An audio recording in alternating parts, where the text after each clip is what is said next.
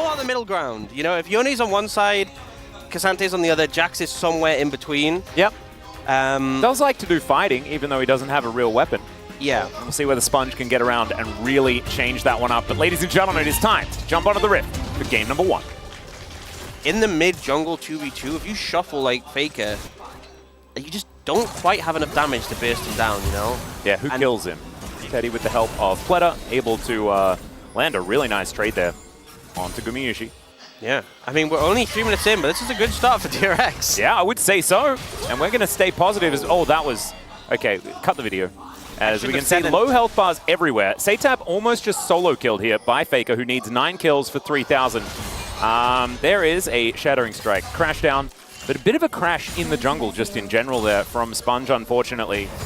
And he will be able to find some of these angles as this game goes on. Zeus finds an Infernal Chain, cut the video, and Gumayusi taking a bit of damage here. Good fire kick, and actually Teddy going forward. A couple more autos and he's dead, and that's first blood for the bottom lane of DRX.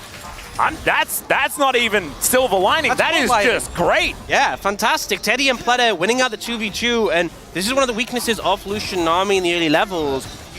Satab is... That's not the lane, that's the river. Faker is going to get shuffled, actually. Delivered to Sponge. Flash Ash to come through, but Sponge is immediately flashing after him. Faker could die as well. It's a decent shockwave, but it ain't going to save him. And Satab moves DRX to 2-0 to this composition. And if T1 don't start that snowball rolling, things could become difficult. Rascal coming forward as Sponge is here again. Remember, no flash on Zeus. No Umbral Dash either, as there is the Magnet Storm. They didn't even want to invest it, as Leap Strike comes in and the flash has to be used, but Rascal is able to lock down the kill. And we see here Rascal just getting out of the tether distance in time to follow up here. Yep, Ona is going to go a bit aggressive onto Pleta, but Teddy might have been his target. Now Kerry is going to come on over. Teddy is in so much trouble. There he goes. Faker moving in as well. Flash out from Pleta. Faker moving real quickly thanks to the Aqua Prison.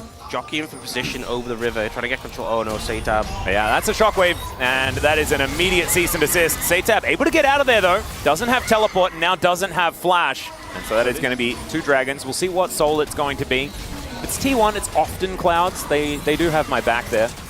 And Faker is on defense. That's a flash Magnet Storm. Teddy going to flash out of the way of the tidal wave. Faker should go down, but they do secure the dragon.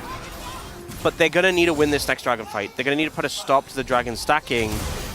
And Sponge is looking to put a stop to Zeus here, who doesn't have flash. Remember, Magnet Storm comes down, Emperor's Divide, and he's just going to be swept under the rug.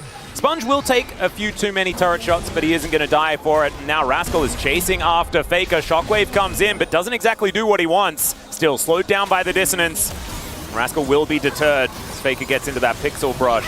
And now, Moonlight Vigil avoided. That was really cute. Pleta still diving in, and that is not really the direction he wants to go. Satab wanting to get over, isn't going to be able to. Good dive here by T1, keeping up that aggression as much as possible.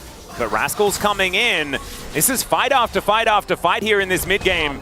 Still probably pretty happy about how the situation is going, as Owner is spotted on Vision. DRX immediately back away towards him. Yeah, Rascal is actually going to, like ships in the night. They do go past each other, but there is a flash counter-strike, and Ona, he's going the wrong direction. Gravitum is going to be picked up by Teddy, and that means that there is no way out. Somehow the kill goes to Pleta, but that is fine. There is no jungler. That Emperor's Divide. Teddy gets Vision down, spots T1, and still standing his ground here. I don't know about it. Damage. Yeah, does have Pleta there in his back pocket. Gumayusi able to offer a lot back. So without Smite, they do have teleport, and T1 is still wanting to fight for this one. That's a flash over the tidal wave. Shockwave comes through though, and that's a great double bubble. Zeus able to take down Satab here as the dragon is still amongst it. It's a double kill for Zeus, who is just a wrecking ball. And they were a man down, but T1 is still making it work. Make that a triple.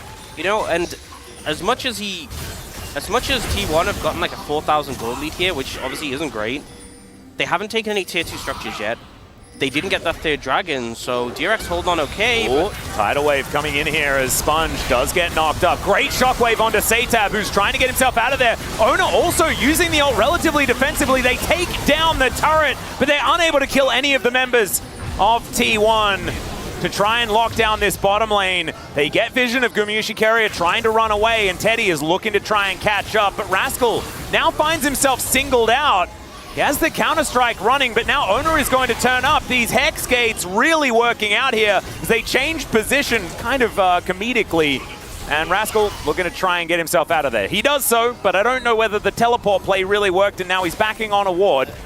They're structuring these buildings on sand, you know? Yeah, I've heard of that issue before. Is okay, cease and desist onto Teddy into that backline. He flashes, he does manage to get the ult, but the shockwave is too strong as Faker 8 kills to go now. Zeus able to take down a double in the backline as well. Sponge going to be taken away also, and DRX, they're left with only Rascal.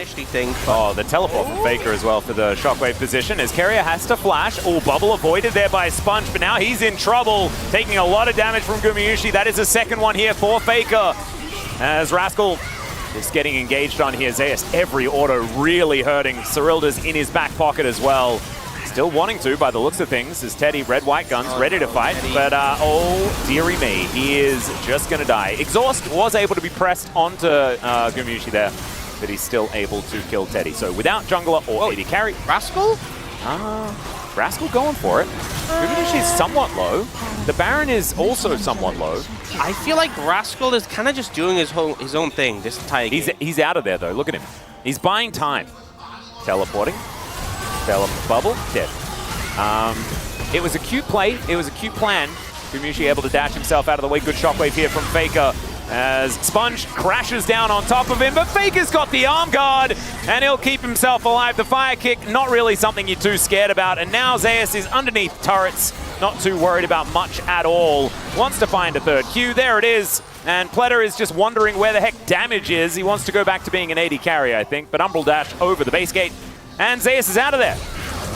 And now T1 are just going to rain hell down on the rest of DRX. Pletter, leave him alone! Oh, it's so cruel, isn't it? That's another kill. There's the ace, and T1 will now just destroy these Nexus turrets and take us to a game number 2. But one thing I do want to take away from this is the fact that DRX looked relatively competitive in the early stages until they absolutely did. Yeah. On the other side, though, Gumayusi actually does like game the third. 1 Oh, I love it. Being picked up. So, an opportunity here for Satab to strut his stuff on the Rift with the big Corki. Let's get into game 2. When the package isn't available. Yeah. And T1, if anything, are a very barony team. They are barony, quite barony. It's nicely done. Faker as well, trading very well against Satab in this mid lane. Satab just really wanting these minions to come a little closer as the Blooming Burst is just frustrating for this Corki to deal with. Should be able to recall and get a... Oh, that was sneaky. You know, the sad thing is that if Satab just held his nerve, he was fine there. Yeah, he did move a very, very, very, very small amount, so maybe that was just enough to move him out of the way. His grand entrance once again. No flash here from Carrier. It could be another first blood for DRX as he's burning. The flash comes through and Carrier walks it off. Oh, it's so close here for DRX on the bottom side, and Carrier has teleport. He can just be straight back here. Yeah, a bit of a heartbreaker there, honestly, for DRX. Carrier kind of misplaying on the own there, tries to use the dash to avoid the W.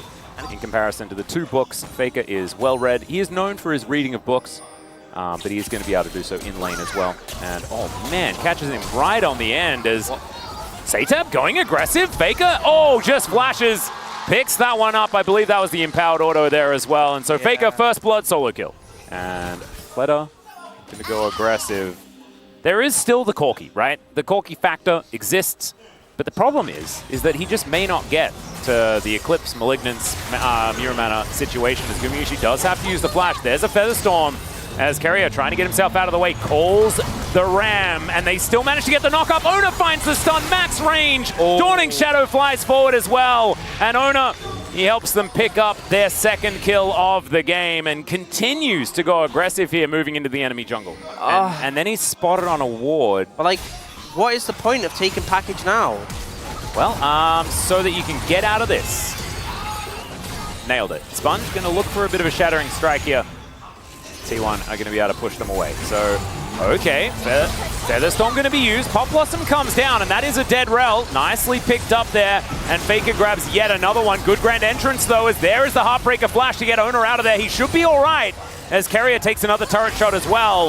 Ooh, Faker taking a lot of damage underneath this turret as well, but should mean that T1 can escape, and it's just Sponge that does go down. I'm going to put it in the cons column, absolutely, when it comes to DRX early games. Okay, now they're going top. Yeah, Ona is going to be able to get Satab here. Does use the flash, but there's the stun. And is he able to do anything? The answer is no, and he also gives the assist over towards Gumyushi as well. Yeah. And Carrier is up a lot of thousands as, okay, that's a decent engage here from Pleta, finding Zeus, doing a fair bit of damage. Sponge also moving in, but really not getting the Magnet Storm onto anyone that he really wants.